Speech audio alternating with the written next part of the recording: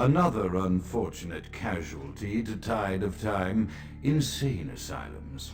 I lament their loss not only as brokerage houses for the breadth and depth of human psychoses, but also I shall mourn the disappearance of that peculiar environment present only in an insane asylum.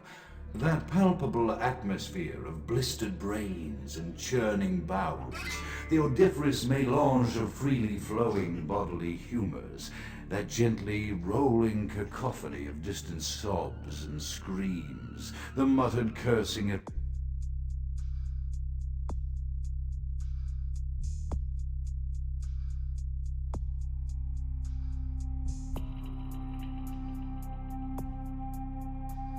perceived enemies, and the blissful gurgling of the lobotomized, like a newborn babe discovering the sky. I shall still find test subjects as surely as I find bloody sustenance in the night, but this climate, I fear, may never be replicated.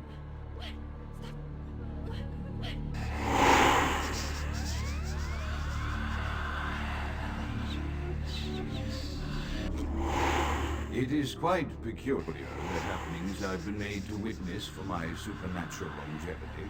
I am thinking of one unfortunate phenomenon in particular, of unique interest to my station, both as a professional and as a sufferer of this vampiric condition. It seems the stream of time has begun to erode the moorings of my chosen course of study, for the methodologies that gave birth to psychology are slowly disappearing. I find myself in an era that overlooks the physical component of psychological pathology time and again in favor of the sophistic practices of Freud. Phrenology, dactylpintolism, and the rest of the old guard has fallen by the wayside, its champions all silenced in death, with my unique exception. Would that I could make my voice heard again, although it may be suspicious should I return to popular medical discourse 50 years after my apparent death. No, better that I continue my studies into the psychoses in secret. One day, may I hold up my own cure as validation of the methods. I am confident no cure for my condition, or that of my beloved wife, lies within our figurative minds, waiting to be unlocked by the correct combination of memories recorded from our childhoods. And I'm most certain it has nothing to do with the relationship between myself, my parents, and my genitals. Sorry, Sigmund, but I choose to stay my course. In time, too, may your star fade and disappear.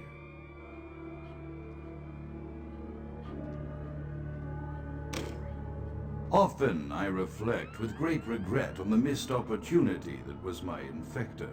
Had I been conscious after the attack, I could have stopped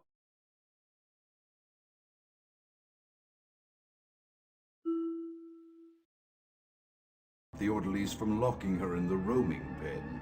What I would give for just one interview, a few simple questions of the plague-ridden woman who met her end that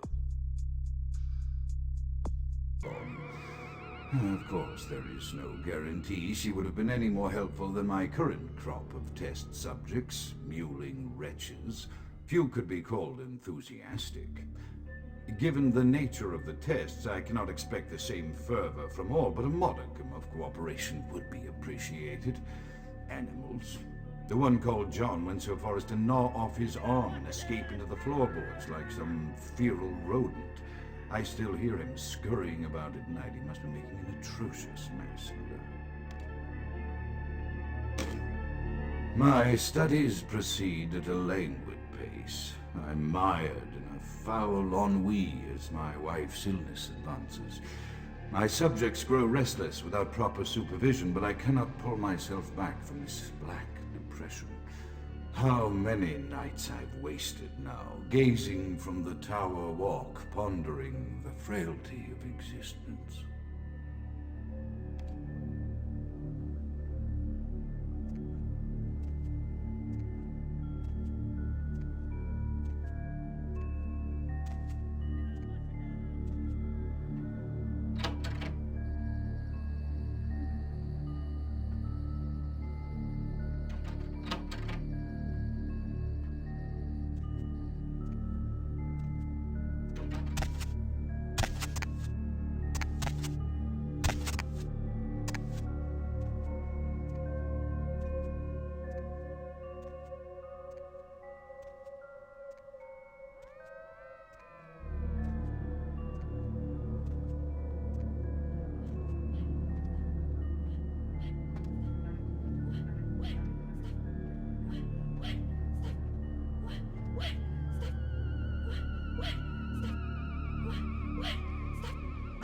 To you.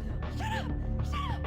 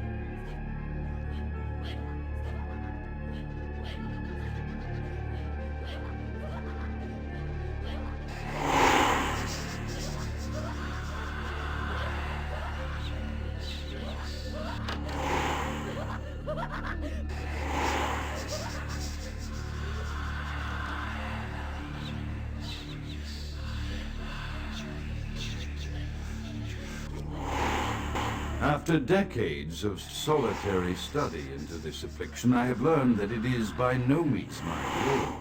Indeed, the city is home to an entire society of similarly afflicted individuals with whom I've only recently made contact. They are an understandably standoffish sort by and large, but I have been able to confirm with them that the condition is indeed vampirism, which apparently comes in a multitude of strains, each with a spectacular set of symptoms such as invisibility and even a sort of lycanthropy. Through numerous official interactions with the governing body of this secret society, I have concluded that their fundamental understanding of the vampiric condition is woefully lacking and mired in suspicion and pseudo-religious dogma that would make a Turk balk for its strictures. Indeed, they seemed impressed with my studies and the eloquence with which I was able to present them. Apparently, the typical sufferer of my particular strain of vampirism is far from the vanguard of the King's English. So impressed were they that they even offered me an office in their government, a rather high office by the sound of things. I believe I shall accept.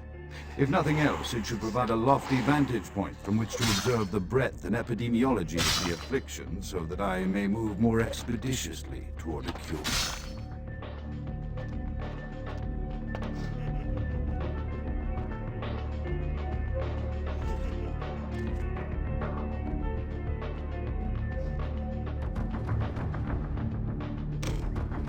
I have accepted the role of primogen for Clan Malkavian, the dreadfully winsome label applied a particular strain of vampirism I suffer, so named for some supposed vampire father figure of old, or poppycock grown from a backward culture that seems interminably drawn to children's tales and the fiction of Victorian romance when it should concern itself with the science behind their suffering.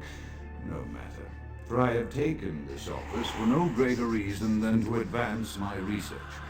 I must make mention, however, that even among my would-be peers in this governing body of vampires, the level of paranoia and superstition is frightening.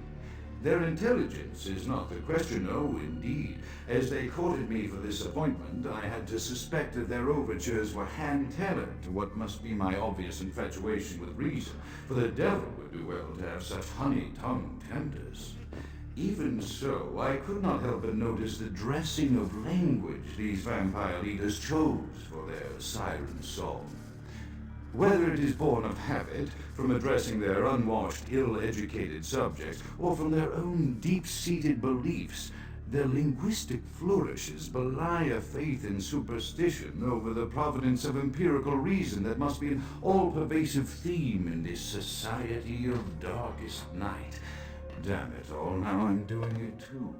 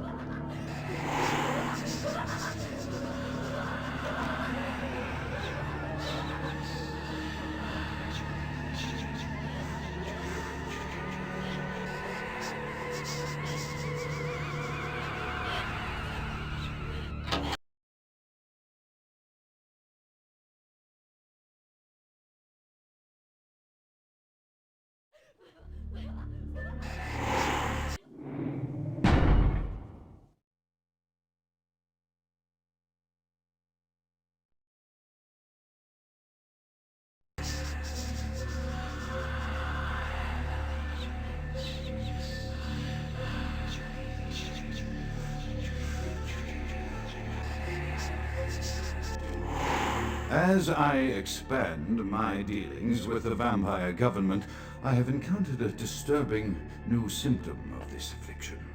Frequently, in conversation, I will hear voices emanating from other vampires, voices that are not their own, but which seem to have insight into their lives beyond what I could gather from simple conversation. These voices seem to echo from deep within my fellow vampires, and I cannot be certain if this symptom belongs to my strain of illness or theirs. The voices are various and inconsistent. I dare not mention this symptom to my vampiric peers, for they have proven themselves true predators to whom I could be loath to reveal any sign of weakness. Indeed, these voices have counseled me against confessing their presence, and until I can confirm their source, I will listen. The information the voices have given me ranges from curious to frightening. The latter case is especially true of one powerful vampire whose name I shall not commit to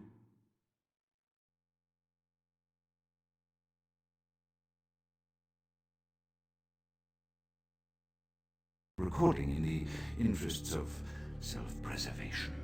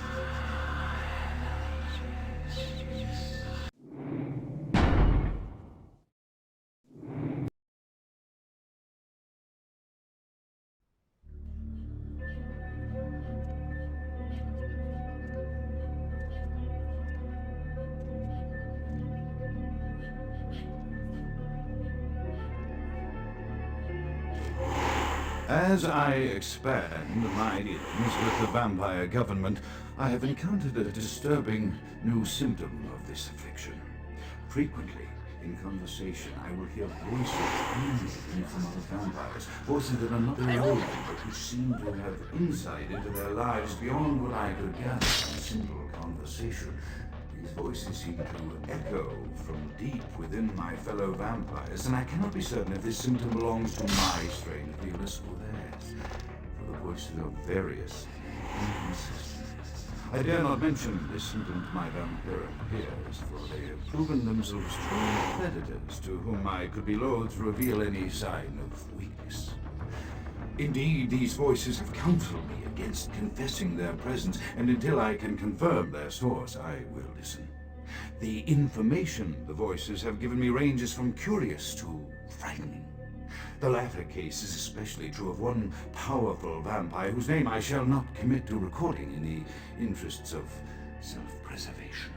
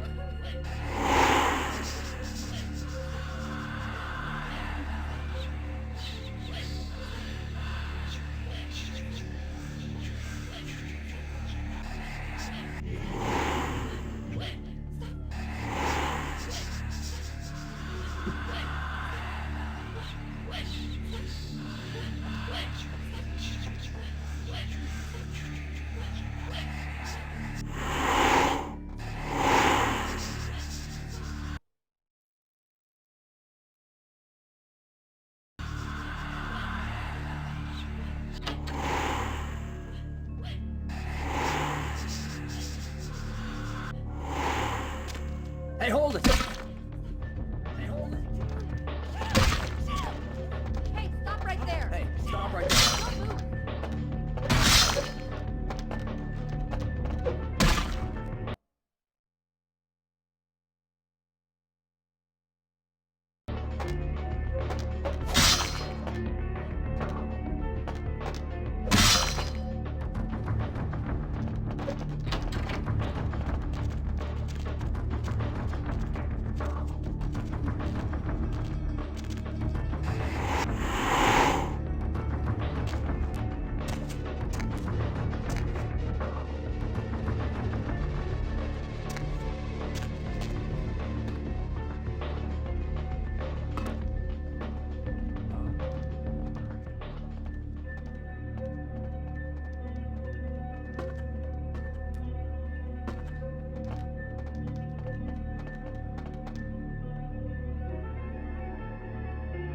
Hey, who's there?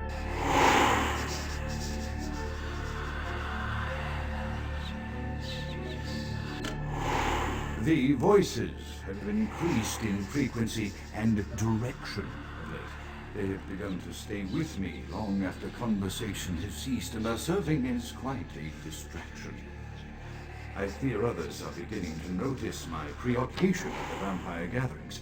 I'm thinking again of the particular vampire of whom I spoke previously, who I dare not name for my growing fear.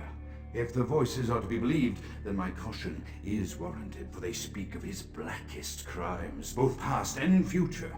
More than once I have seen the suspicion in his eyes and heard the distrust in his voice when speaking with me.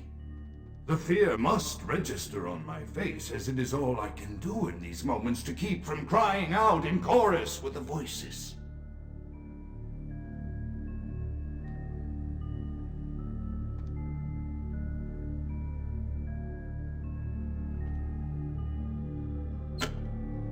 I am no longer safe. I know it. The voices have proven themselves authentic, and I have withdrawn from the Vampire Society entirely. My absence will no doubt draw attention, but I could no longer hold my fragile composure around the ravenous eyes of my vampire peers, especially not around him. The voices compelled me to make what I fear is a Faustian bargain, but I had to, for their demands are constant and merciless. I have secluded myself within the mansion. I know he will strike out at me. He will go to any length to achieve his ambitions, and he knows it, I know. I have taken precautions to protect my beloved wife. The cure will have to wait until our immediate safety is guaranteed. The mansion was constructed with security in mind, but at that time I was not privy to the full range of vampire capabilities. The voices echo in the twisted corridors of my psyche, dark whisperings of a macabre and formless menace, the approach of which portends an end to all of this.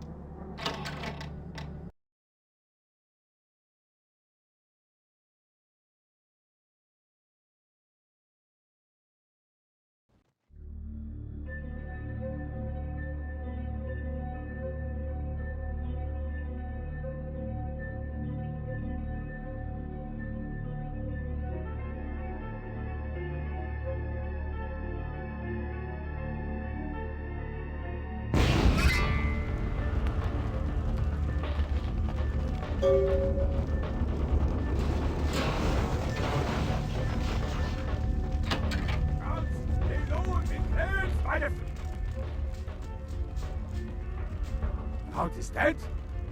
Pity it could not be by my hand. No matter. Soon your self-made kings and false prophets and all who bear the mark of the beast.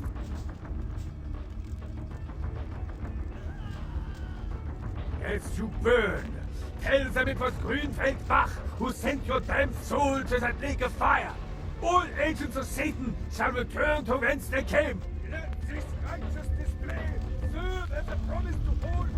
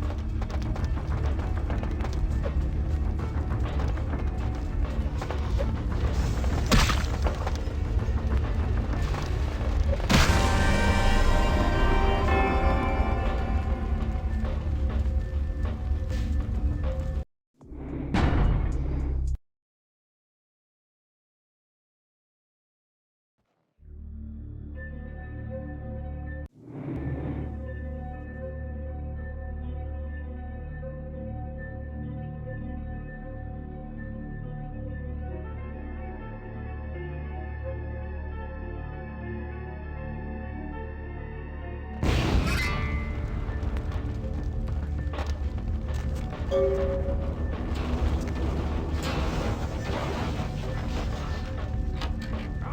the Count is dead?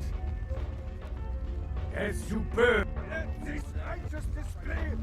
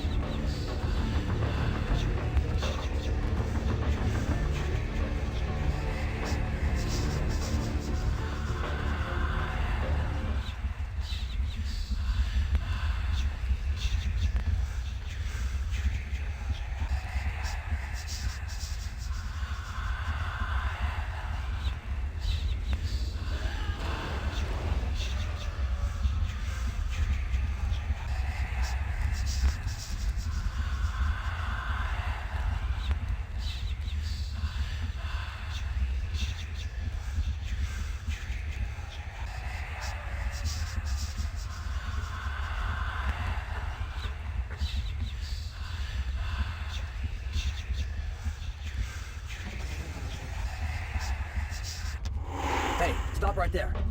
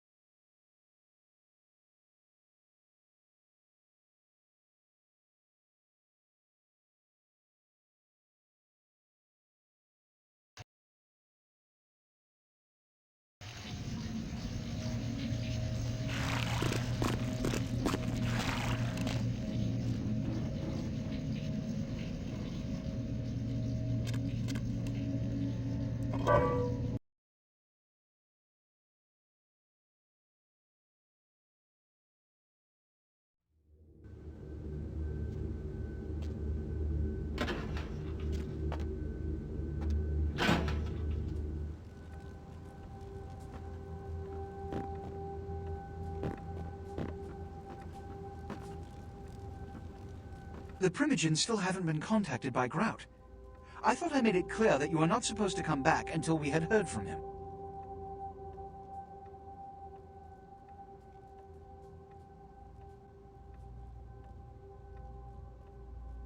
Grout's dead? What?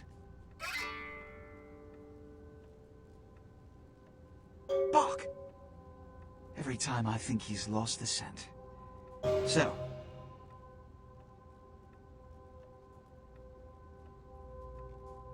Bach is a hunter. They stalk and kill our kind.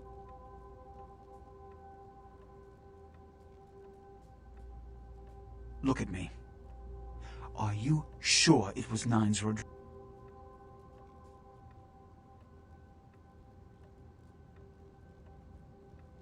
It means I need to confirm you're becoming quite indispensable to me. The manifest from the Dane shows there was a small box from the same dig. Yes, of course. Here. I can't have one of my representatives running around ill-equipped for their task. Here are the keys to the front door of the museum. There is a degree of immediacy attached to this task. Work fast. And, as on the Dane, you are not to open the Ankaran sarcophagus for any reason. Excuse me.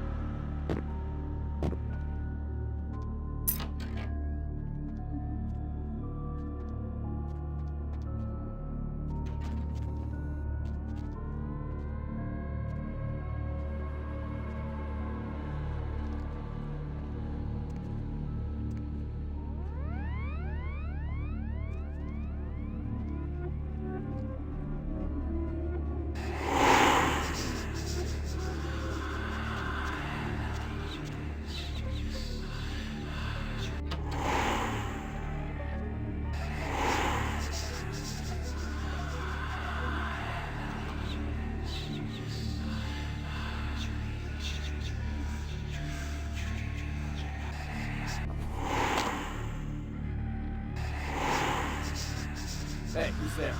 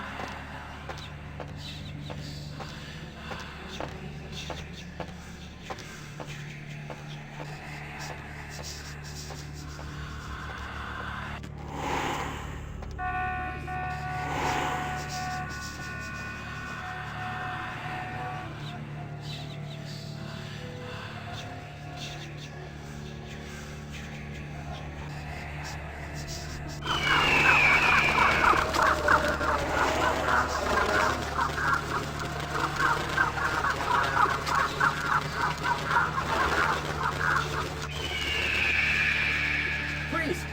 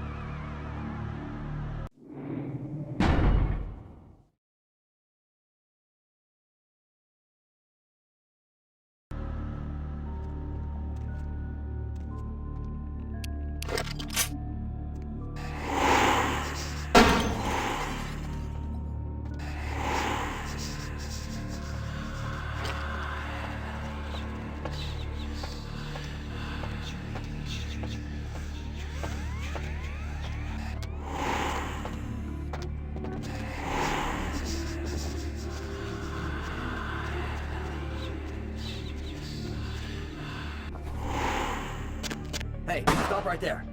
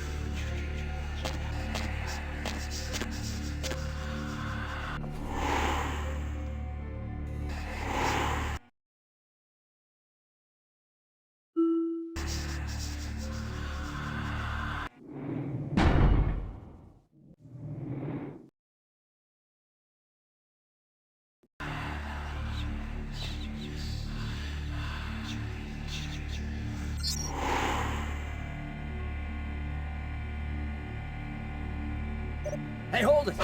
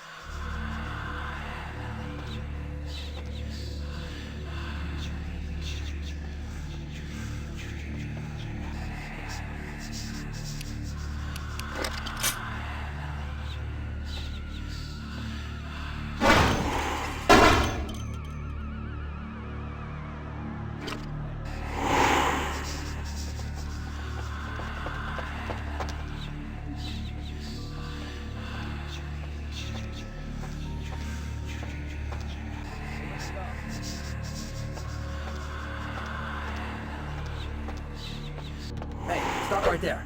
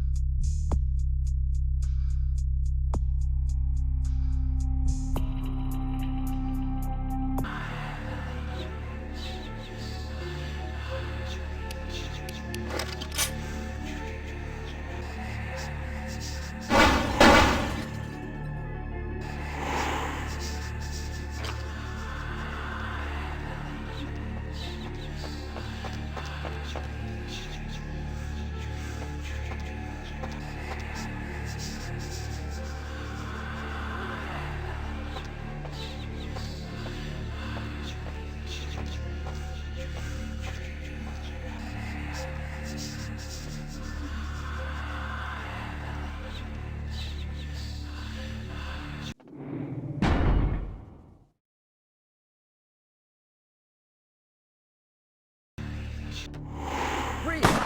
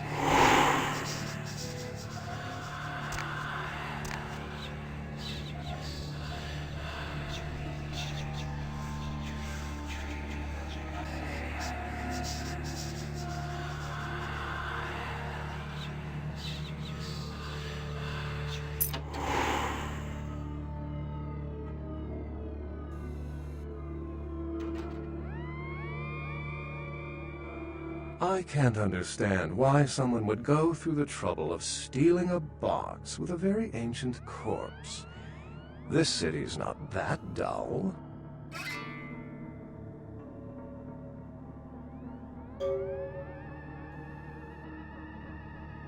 I'm an archaeologist, so I thought I'd indulge in a quick study of this Ankaran sarcophagus everyone's so riled up about. My guess, from what I've read about it, is that it's a mummified Mesopotamian king. I needed confirmation.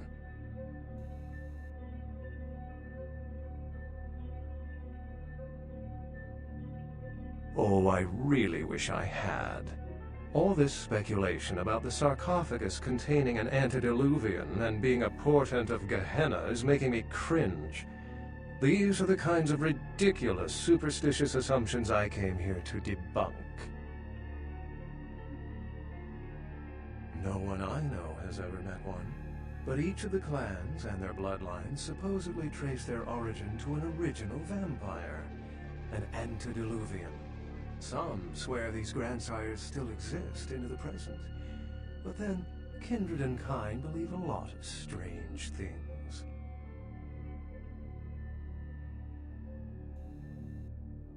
Armageddon, doomsday, the end of all kindred. It's a common facet of most mythologies.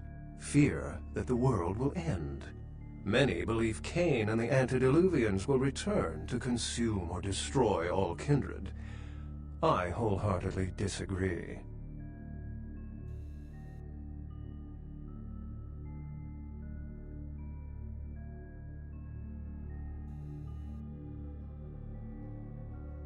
Cain is the biblical first kindred and founder of the mythological first city, Enoch, a place where kindred and kind coexisted. I believe Cain's a figure concocted to personify the transition from nomadic society to agrarian society. That myth, like most, has been twisted by time.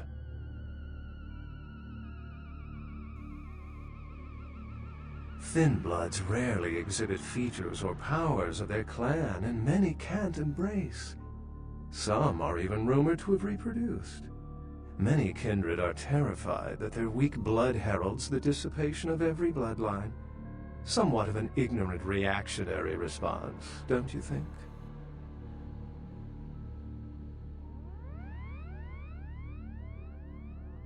What prophecy doesn't have vague apocryphal signs? Let's see. The usual ones cited are the appearance of thin bloods, Cain sightings, doom, gloom, that route.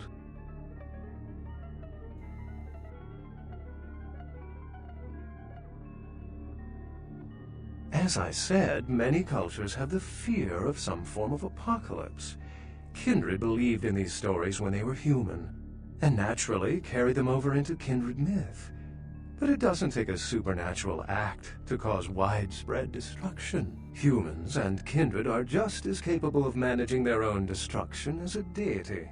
A self-realized Gehenna warrants more vigilance than a god-induced one, don't you agree?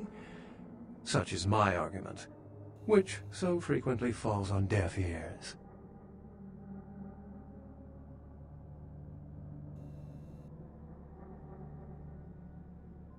For 300 years I've been trying to determine the function of our existence, the kindred's role in the world. I'm not content to attribute it to some act of supernatural biblical vengeance. We exist for a reason, and if it takes another 300, I'll figure it out. Any thoughts?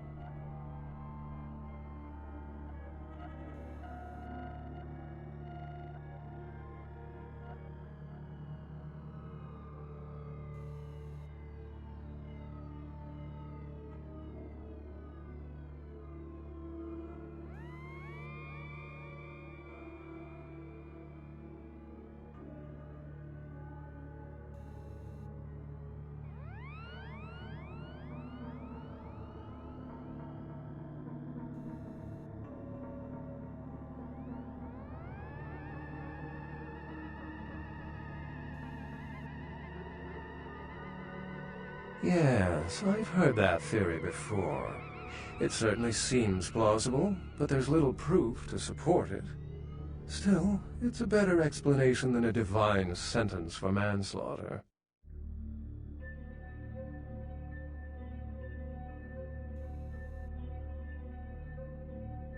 My sentiments exactly, but there's time to rectify that. Well, my work here is stolen away into the night. Think I'll do the same.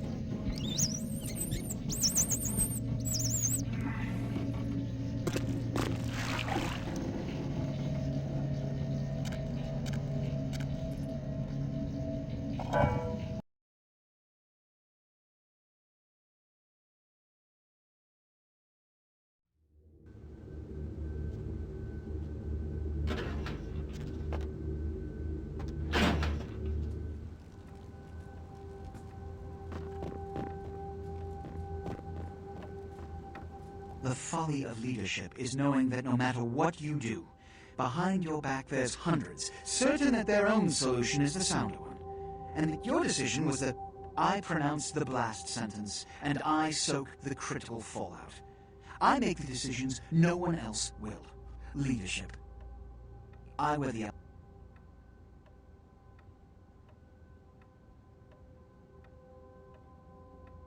The blood hunt on Nines Rodriguez for the murder of Alistair Grout will be called. Rodriguez's execution is only a matter of time. I have lit the fuse. If a war ignites, it's my head that... At least I can rest easier knowing that you, my most promising attendant, has relieved me of one encumbrance tonight. Do you need assistance bringing the sarcophagus up to my office? Stolen? Stolen? How? Who would... Oh, Gary. Gary, you treasonous maggot. I should have anticipated your treachery, sewer rat. The Nosferatu Primogen. The Nosferatu were responsible for finding out where the sarcophagus was taken after the Dane, and for getting keys to the museum. They were the only one. I want him found. I want him... found. The sarcophagus could be exploited, causing who knows what...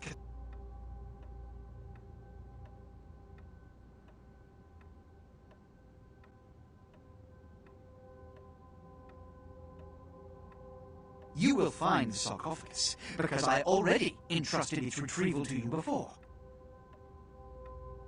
The Nosferatu lurk in the filth below the streets of Hollywood, but not even I know just where they hide. Hollywood's Baron is an anarch named Isaac.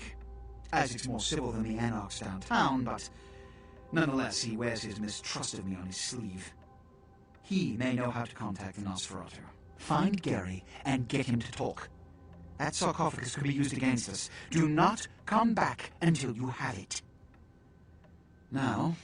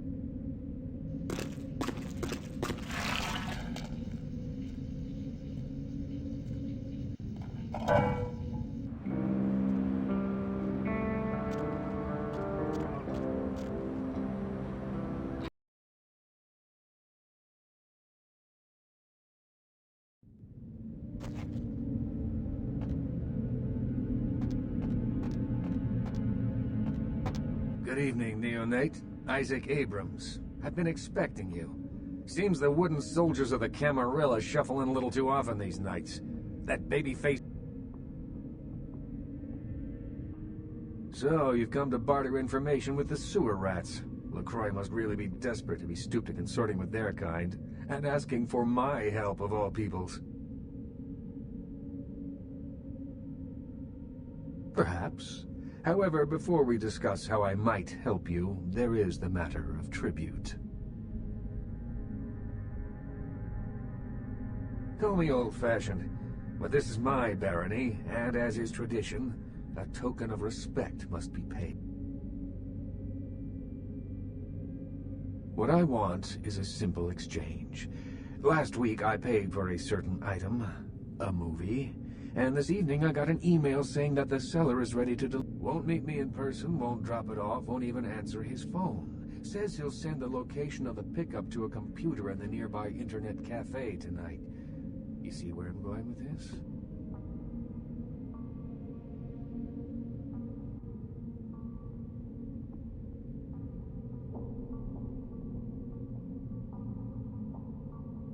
Go to the Ground Zero Internet Cafe. Look for a directory named Joseph K. and use the password, Kafka. There'll be an email in there that will specify a nearby location. Meet the contact, pick up the item, come back. Not too painful, right?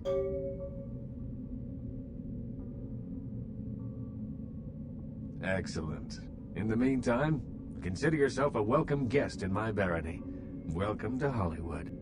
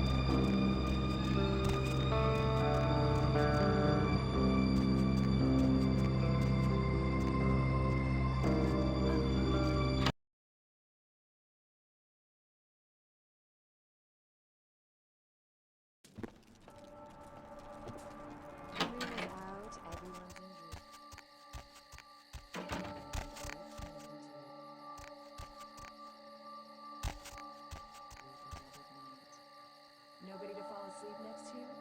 Go ahead and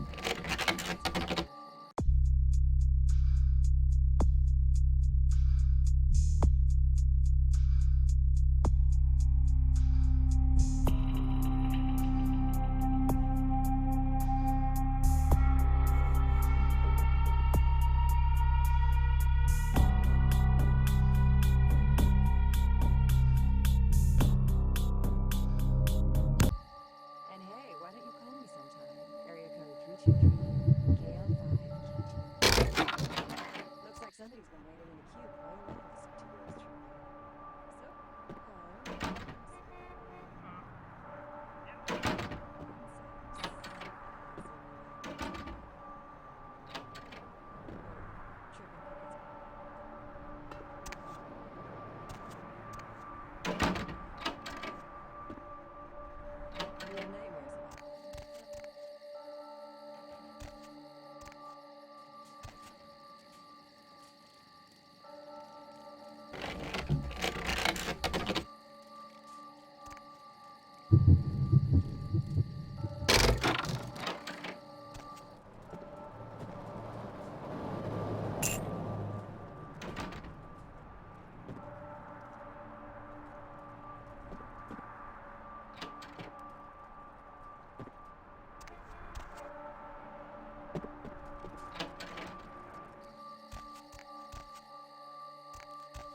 Oh my god!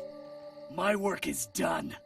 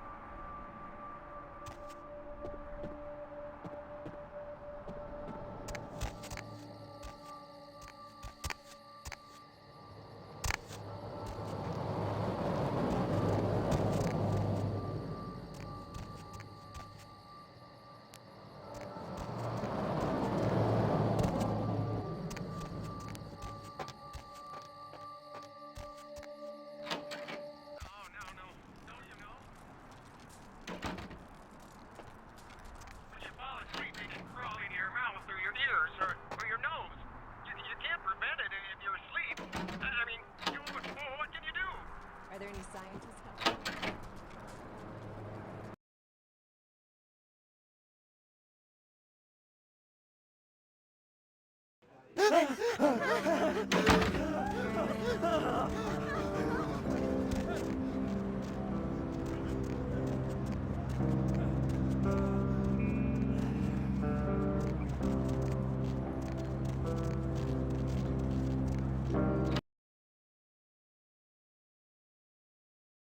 The moon is out, everyone's in dreamland, and you've turned into the dead of night.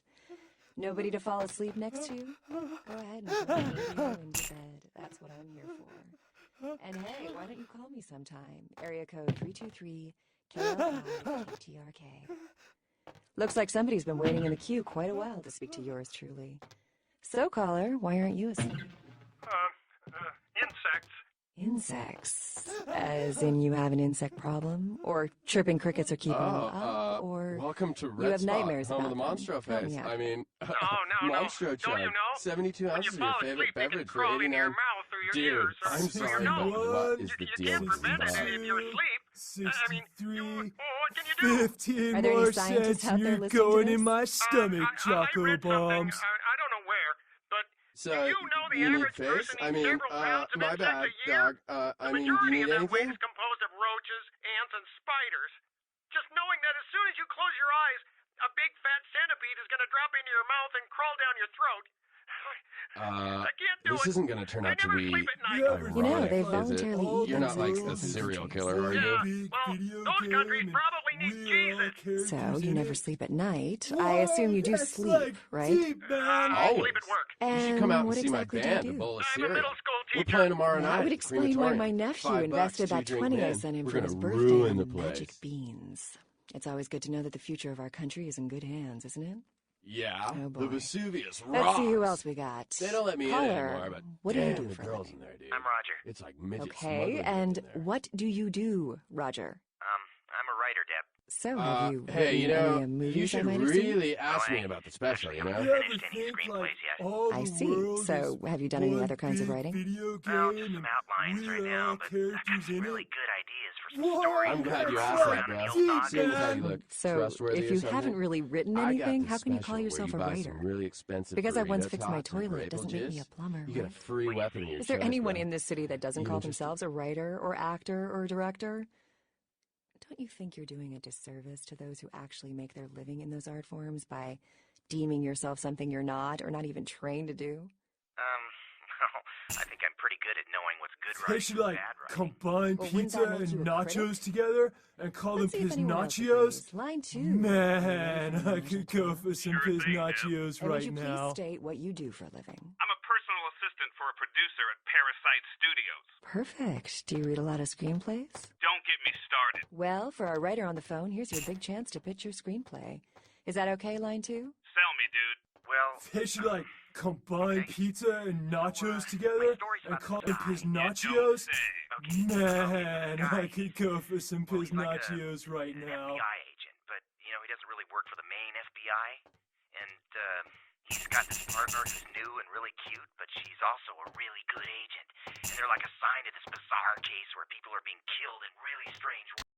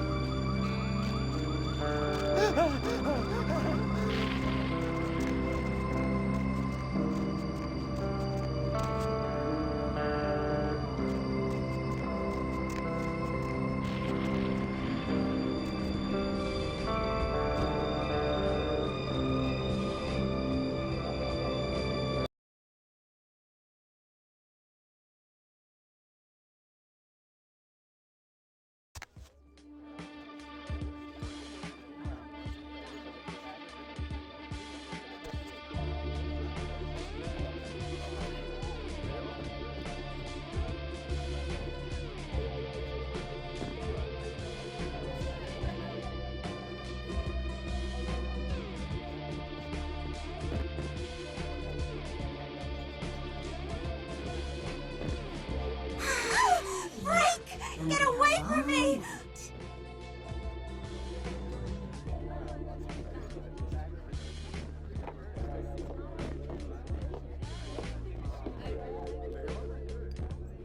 What are you doing? You can't just walk in here looking like that. If you must talk to me, follow me upstairs, and please, try not to attract any more attention.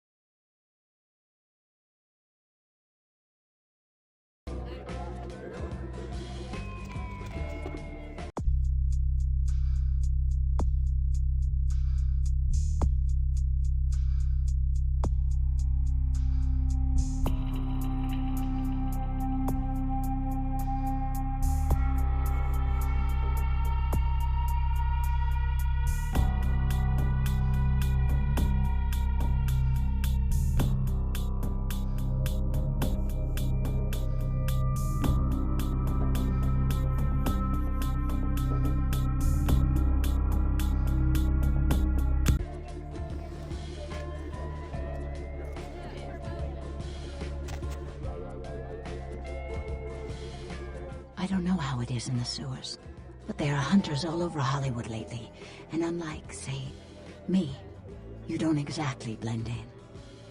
It must be so difficult for you.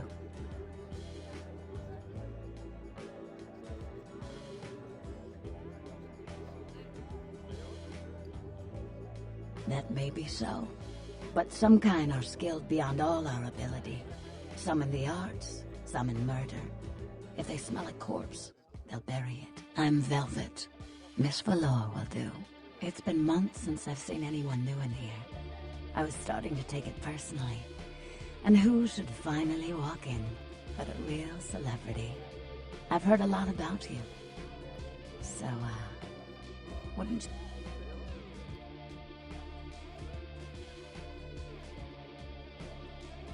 Hunters. Yes. They've been staking out Hollywood for several weeks. They've been in Ash's club, mine, a few others. I think they're whittling down their list of suspects. I'm a bit nervous. Until recently, I had one right under my nose. For a few weeks, one of them was working here at Vesuvius, keeping an eye on the clientele. I found a weapon in her locker and I fired her. But she's still in Hollywood watching my club. And me.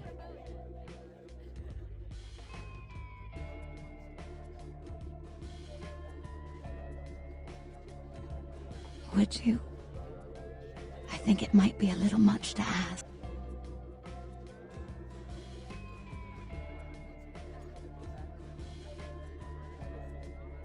You'd really be willing to do this for me? I won't lie. It's gonna be dangerous. But if you got rid of her, I'd be grateful. Very. She works over at the sin bin now. Her hair's blonde. On top. Broken heart tattoo on the small of her back. Dances under the name Chastity. As if that were... I want you to understand. I don't want any innocents killed on my account. So if there are other dancers or patrons around, you'll have to lure them away from her. Do it as quietly as you can. No witnesses, please. And be careful using disciplines around the hunter.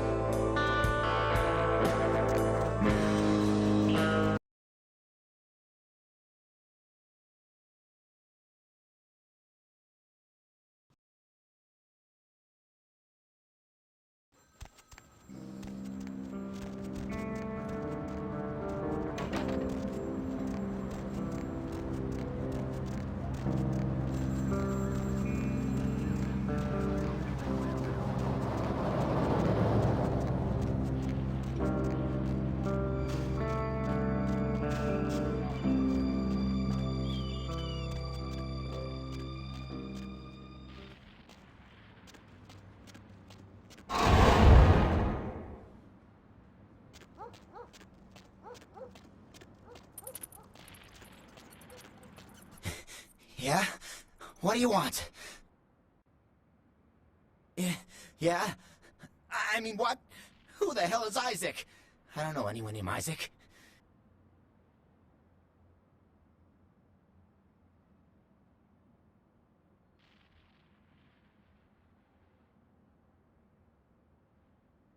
Alright. Sorry. It's just that... I mean, something is... I just want out of this whole... I don't know. I mean, when it comes to video, I've seen everything. And I do mean everything.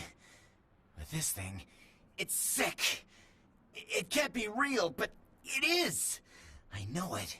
It's real, and it scares the hell out of me.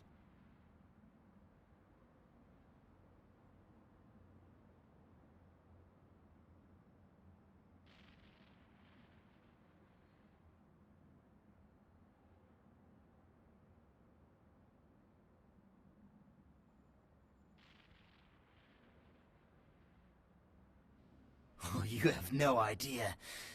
It's disgusting. That girl. The things that are happening to her. It just ain't right, man. It just ain't right. No. Something's wrong. Every place I go, wherever I look, I see things. In the shadows. My phone rings. I hear something breathing on the other...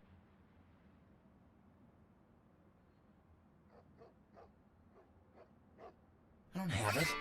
I stashed it someplace. Look, you need to find Ginger's swans. Huh? What the hell was that? Oh, shit. Did you see that? I'm getting the fuck out of here. What the... Oh, Christ!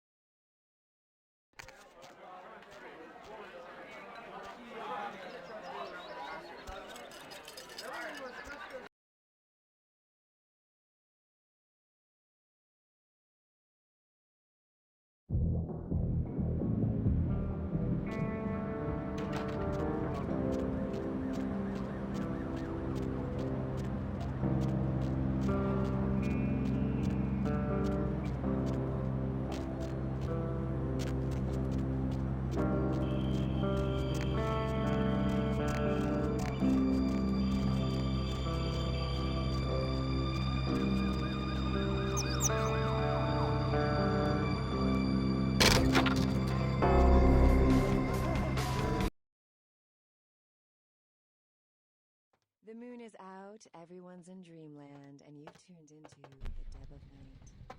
Nobody to fall asleep next to? Go ahead and pull the radio into bed. That's what I'm here for. And hey, why don't you call me sometime? Area code 323 KL5 KTRK.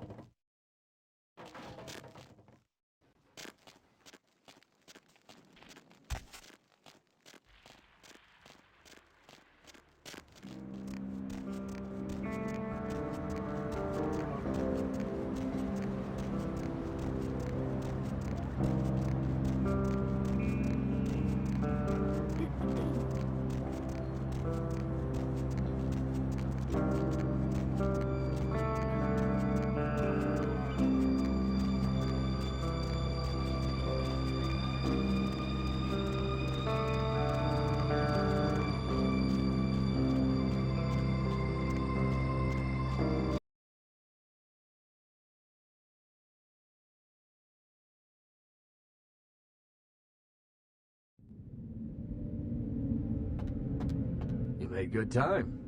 Hand me the item.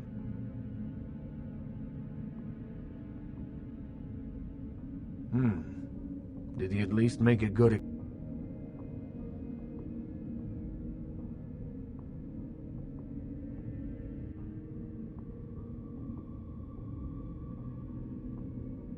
You didn't. Ginger Swan. Not an animal. A name. Brings back a lot of memories. 70 years ago, wasn't a man in this city that wouldn't have given up his family, career, or anything else for one night with her.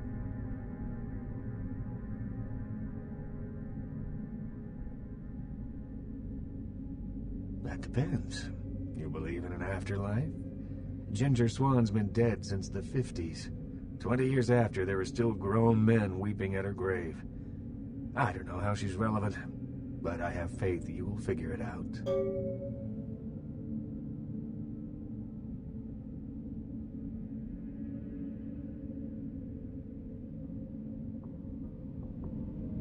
Don't have it.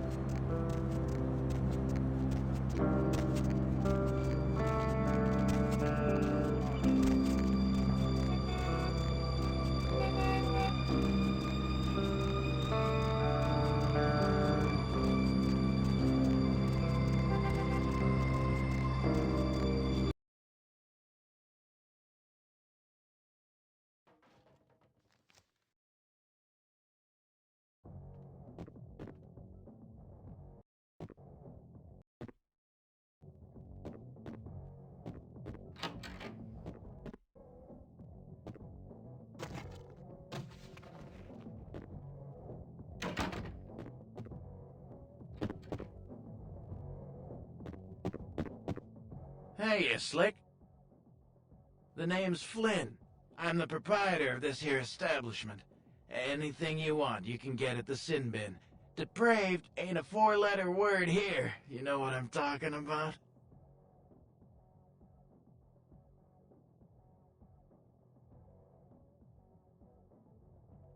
Yeah? Ginger Swan? No, name doesn't ring a bell. But I've got plenty of videos about Ginger Twister. Man, the things that girl can do. I got a new one called Confessions of a High School Yoga Instructor. Man, Yeah? The sin bin? Man, we got everything you'll ever need.